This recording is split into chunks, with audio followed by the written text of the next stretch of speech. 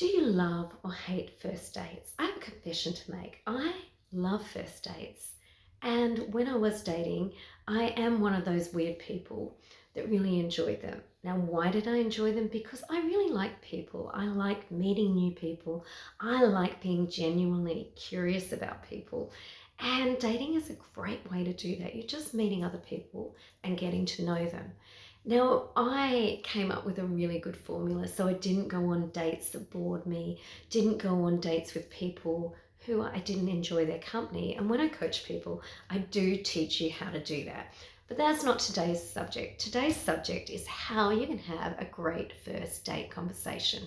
And I want to talk about some of the things that are backed by science in this space, and but also some, facts that I know from experience and from working with other singles.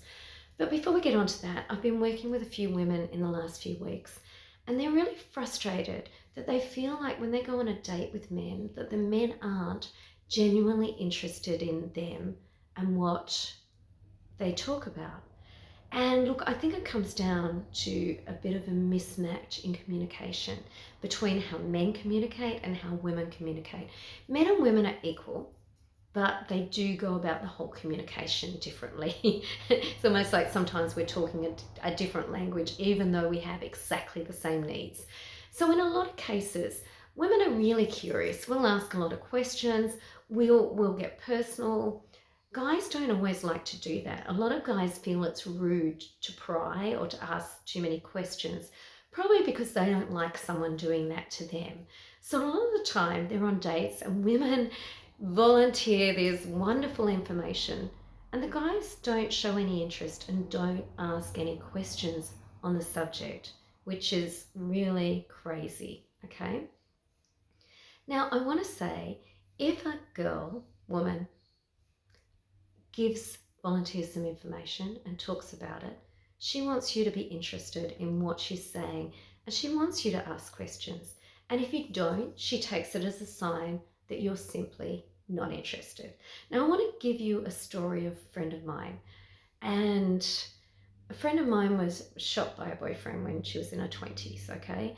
And when she goes on dates, she'll often say, you know, she might make a joke of the last time I went on a date, I got shot or something silly. And generally speaking, the guys that she's gone on a date with do not ask her about that. And she can't believe that they do not bother asking her about it. It's a big deal. She's volunteered the information. She wants them to ask about it. And no, she doesn't want to go into a sob story of what happened or how it went wrong, but it is a part of her life. And she just is surprised that they don't want to go there. Now, this is kind of one of the extremes of someone not being interested, but girls tell me this sort of thing all the time, that they've said something, the guy hasn't been interested. So to have a good conversation, it's like a tennis match. It goes back and forth, it flows. You hit the ball one way, they hit it back, and vice versa. So, and say if you're having a serious conversation like that, where someone's told you some information, you would ask a question, they would elaborate on it, and then you might ask something else. So you kind of exhaust that conversation before you come back to yourself. There's a fine balance. Sometimes what guys do is they lob the question over, the girl answers it, and then he goes straight back to him. So, where would you like to travel to? Asia. Oh, I'd like to travel to Asia too.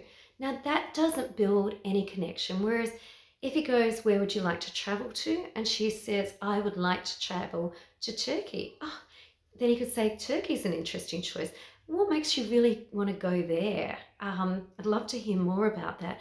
So he's expanded on what she said rather than it just be a fact-finding information session, right?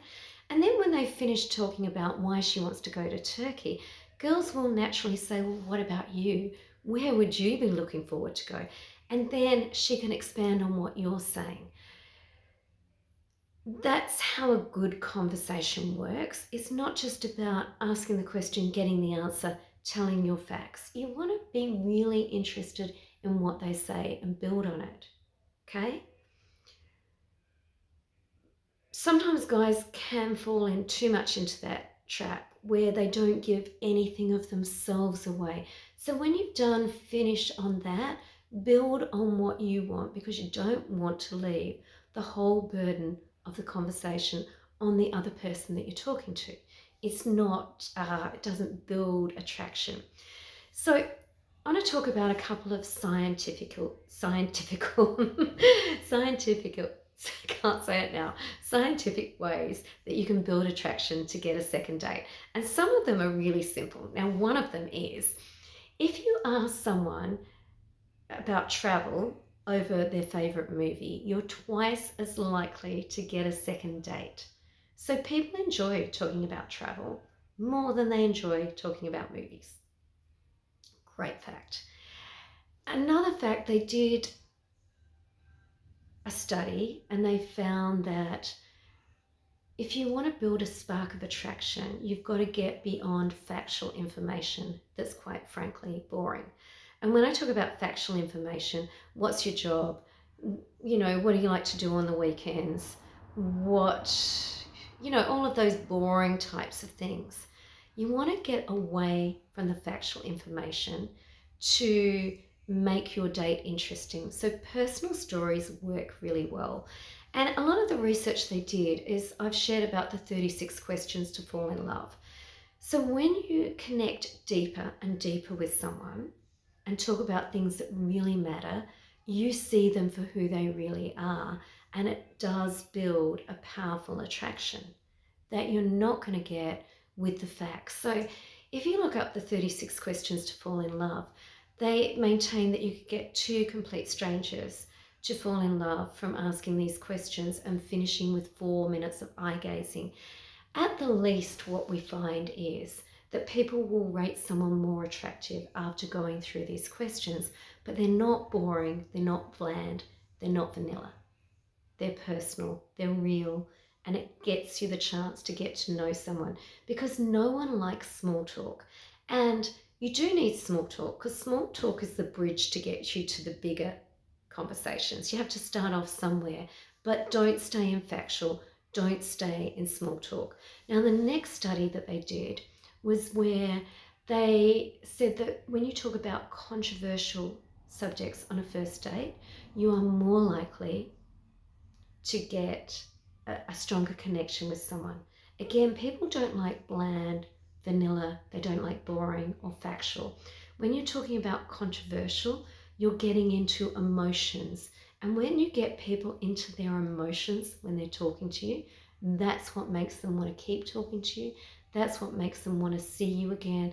That's what makes you real and authentic. Now, in the studies, they asked some interesting questions, which wouldn't be on the top of my list of questions to ask. They asked people if they had any STDs, when they lost their virginity, when their last breakup was. But with a word of warning, it was a controlled study, right? So they go, we're going to ask these questions. So they gave two groups. One group, they go, these are the questions you have to ask. And the other group, they let them go to their standard. And they, without fail, the other group just went with the factual, boring ones. They didn't have interesting interactions. They didn't want to continue to talk to each other. But all the people with the controversial subjects did.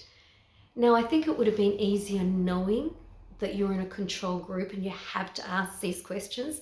Because I think in a dating app, if someone asked me some of those questions, I would be immediately put off. So you've got to gauge your audience. And I would go controversial, but not with the questions that they did. Now, the next interesting thing that they found, they did a study of how you can gauge whether someone's likely to have sex with you on the first date. And you can find out by one simple question.